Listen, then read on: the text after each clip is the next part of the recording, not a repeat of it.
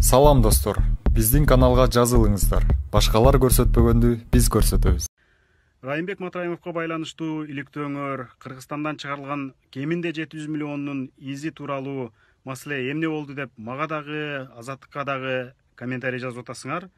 Окуп көрүп жатабыз. Мынтип түйшөлгөнүңөр туура жана жөндүү. Ага жооп берердин алдында мен бир жагымдуу жаңылыкты бөлүшө кетейин.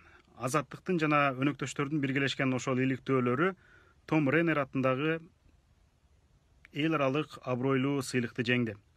Аны иликтөөчү журналисттер жана редакторлор аттуу эл аралык уюм тапшырат. Том Ренер сыйлыгы бул демейде уюшма кылмыштуулуктун бетин ачкан журналисттик материал үчүн берилет. Демек, эл аралык коомчулук Кыргызстандан ошол кеминде 700 миллион долларды чыгарып аткан учурда уюшма кылмыштуулук өкүм сүргөн деп тааныды. Жана ошондой эле буга ошол учурда бийлик өкүлдөрү аралашканына дагы ынанды. Бирок биз үчүн эң негизгиси Кыргызстандагы коррупциянын жеңилиши, элдин жеңиши маанилүү. Биз ал күн келет деп дагы деле ишенебиз. Сиздин суроолоруңуз боюнча журналисттер материалды коомчулукка жарыялап коюу менен гана ошол жерде бийлиги бүтөт. Андан наркысын элдин эсебинен акча жеп аткан мамлекеттик органдар, прокуратура, Финполиция, улуттук коопсуздук кызматы, депутаттар, өкмөт, президент аягына чыгарышы керек. Биз аларга бардык фактыларды жайып, дасторкондун бетине чыгаргандай чыгарып бергенбиз. Иликтөөлөр өткөн жылдын июнь айынан бери уланып атат, бирок сезилерлик результат жок. Былтыры күздө ошол Азаттыктын иликтөөсүнөн кийин ошол 700 миллионду чыгарып аткан учурда Кыргызстандын бюджетине 6 миллиард сом салык төлөнбөй калганы анык болгон.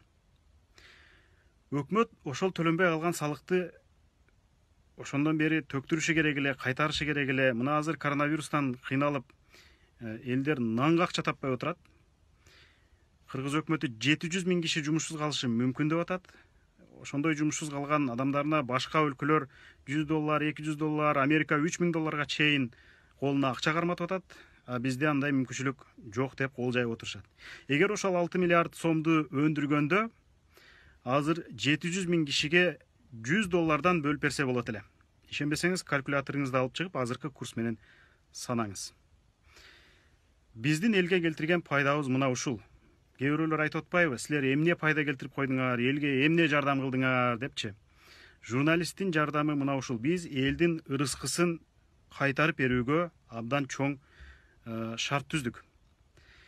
Кээ бирөөлөр уурдаган миллиондордун бир бөлүгүн чачып, анан элге жакшы көрүнүүгө аракет кылат экен. Элдин бүтүн нанын тартып алып, күкүмүн берип алдаганга аракет кылат экен.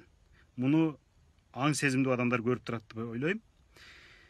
Журналисттердин иликтөөлөрү, ишмердиги дагы уланат.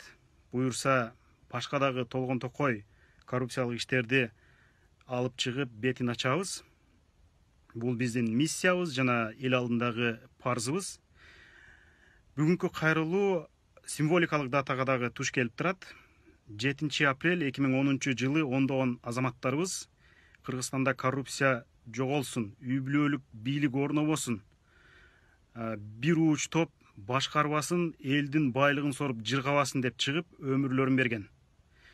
10 жылдан кийин ошолордун арбагы ыраазы боло тургандай иш болдубу? Салмактап көрүңүз.